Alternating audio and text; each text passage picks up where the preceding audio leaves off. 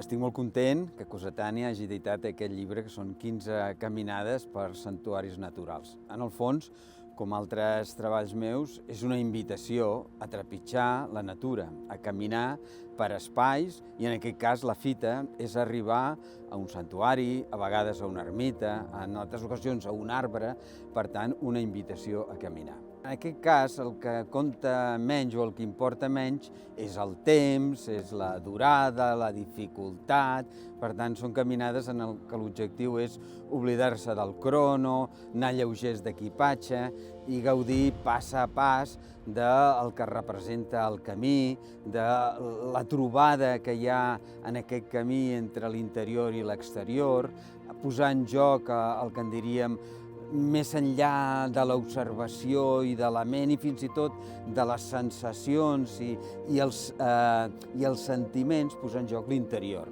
Aquest és l'objectiu, per això el santuari té quelcom que va més enllà de la simple caminada.